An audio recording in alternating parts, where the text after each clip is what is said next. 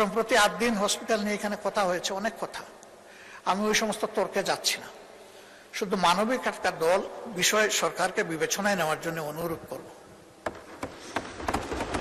এই মেডিকেল কলেজটা, হাসপাতালটা একটা মেডিকেল কলেজের হাসপাতাল।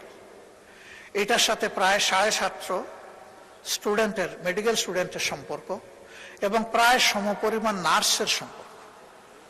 এরা বই পড়ে ডাক্তার হতে পারবে না এবং কেবল বই পড়ে নার্সও হতে পারবে না।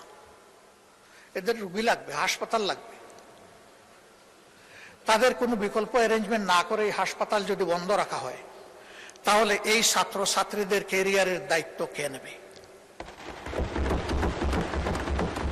অনুরূপভাবে বিদেশ থেকে পরবর্তীতে এই সমস্ত শিক্ষা প্রতিষ্ঠানে আর কোনো ছাত্রছাত্রী ভর্তি হওয়ার কোনো আগ্রহ রাখবে না, বলবে মাঝপথে আমরা ব্ল্যাক আউট হয়ে যাব।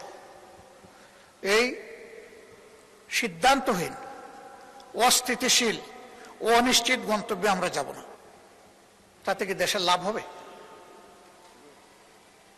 এখানে যারা কর্মকর্তা কর্মচারী আছে, যারা মালিক পক্ষ আছেন, সংগঠিত গঠনের জন্য আমরা সকলেই খুবই অনুতপ্ত, আমরা শোকাহত।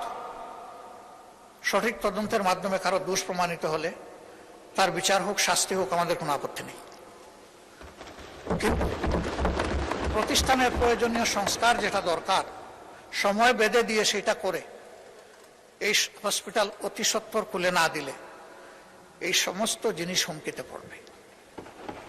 এটা ঠিক, হয়তোবা তাদের কোনো দুর্বলতার কারণে এই ঘটনা ঘটেছে, কিন্তু এটাও ঠিক যে এখান থেকে লক্ষ লক্ষ মানুষ সেবা পেয়েছে এবং তারা এমন কিছু সেবার রেভিনিউ এখানে দিতে পেরেছে। আমিও একটা প্রাইভেট প্রতিষ্ঠানের সাথে জড়িত, আমি বলছি আমি এটা দিতে পারিনি, এর ধারে কাছেও আমি দিতে পারিনি। তাদের ভালোকেও অ্যাপ্রিসিয়েশন দেওয়া হোক, আর তাদের কোনো অপরাধ থাকলে সেটাকেও বিবেচনায় নেওয়া হোক, কিন্তু আমাদের পদক্ষেপটা হোক মানবিক এবং যৌক্তিক। আমি বিশেষ করে মেডিকেল স্টুডেন্ট এবং নার্সদের তাদের একাডেমিক ক্যারিয়ার এবং জীবন বাঁচানোর জন্য আমি সরকারকে এ বিষয়টা গুরুত্ব দিয়ে বিবেচনা করার জন্য অনুরোধ